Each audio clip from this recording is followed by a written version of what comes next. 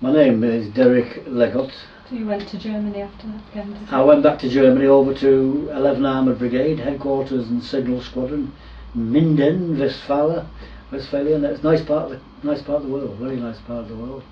And apart from the exercises and the thing, it's a beautiful spot. Plenty to do, plenty of sports. I was very much into the sporting scene then, doing half marathons and cross-country running and squash and all the rest of it, football, rugby and everything, you know, which is what some of these trophies are about there, the silver, you know, keep them all the time. And that was not my last really operational tour in BOR.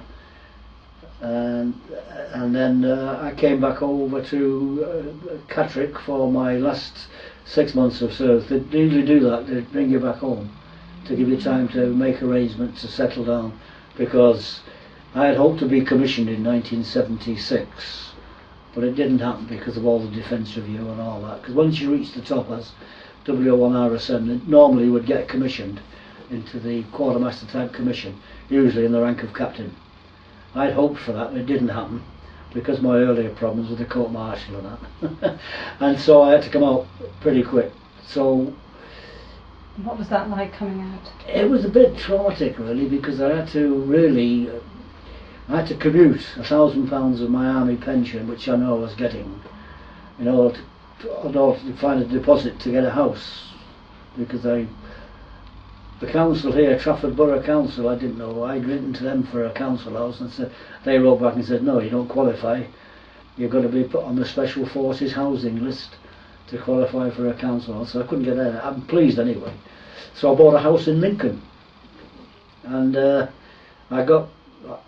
arranged for the last 6 months of my service to be served with a TA unit in Sheffield, TA signals unit in Sheffield, which had squadrons in Nottingham and Derby, and one, would you believe, over in Lancashire, somewhere in Ramsbottom or somewhere, which I used to have to go around checking on these the little squadrons. That was my main job, just really inspecting them. So it was quite, I used to drive in my little car. I had my own motor just to drive and get the expenses allowance, which is nothing like the MPs. I tell you, we had to prove every mile you'd done, and you had to get a chitty, you had to get a receipt for every penny you spent on petrol or whatever.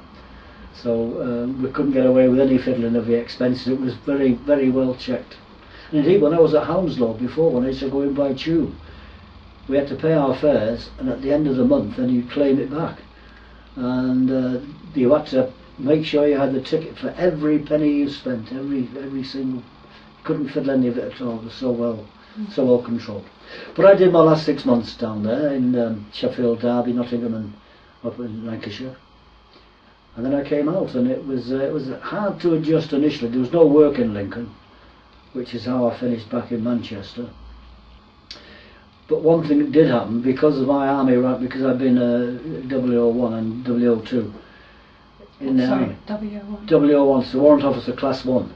It's the highest you can get within the ranks before being commissioned into the officer class. You are actually an officer of kind, you're a Warrant Officer Class 1. And W01 is a senior RSM. There's only one appointment in every regiment of W01 RSM. Although there are in some units different W01s called, it's a bit difficult for people in every ASMs, artificer sergeant majors and conductors and all this kind of stuff in the ordnance. But in ours it was just the W01 RSM, and I was the one. It did help me to get work. Yeah. I did. I came back to Manchester to find work. I immediately got a job with Trafford Borough Council as a hall lettings officer in Sale, working for the Recreation and Amenities Department, letting out all the halls and community centres, for various things like parties, meetings and what have you, including Sale Civic Theatre. That was one of my jobs as well. And I used to look after all the staff, the cleaning staff and the caretakers and what have you, and hire them and fire them. Didn't like doing that, but sometimes you had to do it if they were misbehaving, But I stayed with them for 3 years, and it was a bit boring, so I got a job I then got a job quite easily again as a branch manager of a security services based initially in Earlham and then on Chester in Old Trafford in Manchester. So do you think your service experience? The service experience helped that as well. Yeah. As soon as I put on my CV that I was, you know, what I'd done in my army service, gone through the ranks and all the rest of it, and finished in the rank of W1 RSM, it immediately opened doors. Did it help you day to day with actual work? Yes, it did. All the organisational stuff which I'd come across in the army in my various ranks as lance corporal, corporal, sergeant, staff sergeant, sergeant major, and regimental sergeant. All these little things added to the experience of organising and other abilities, which I still hope I think I've got today.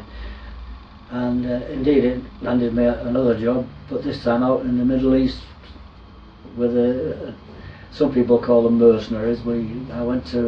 I joined the Sultan of Oman's army down next door to the place where I'd served before in Aden. This was the country called Oman, which is on the eastern seaboard of Arabia.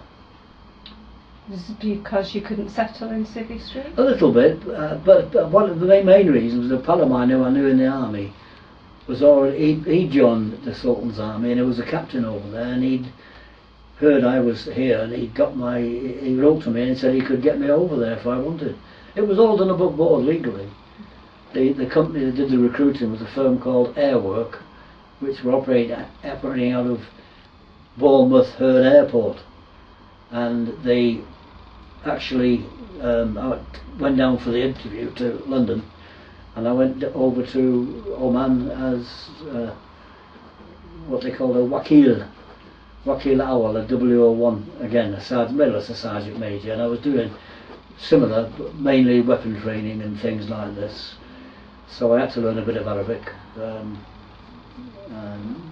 reading and writing, but not too much, because most of the lads could speak fairly good English. Did you do that for long? Sorry? Were you over there for long? I was there for about 4 years, then I came back and I worked again. My army service counted, I got a job with the police, Greater Manchester Police, and the force operation, initially in the force operations room up in Chester House in Old Trafford. I'll tell you, initially I went on the gate at Bootle Street, searching the cars and things like that. I had to do that for 6 months, and then I got a job in the force operations room, which then, because of the update of technology, they closed all the divisional communication rooms and they made 4 regional, because you know Greater Manchester Police is quite a big affair. Covers Bury, Rochdale, Stockport, Wigan, all over Greater Manchester, you know, Salford of course and all that. So then I went into the Trafford area operations room, which again based on where I was up at Chester House in Old Trafford, and I stayed in with the police until I retired. But it was my army service that got me the job in the first instance. Yes, it was. So I've got a lot to be grateful for the army service. And I worked for the police until I was 65, and that was it, just retired.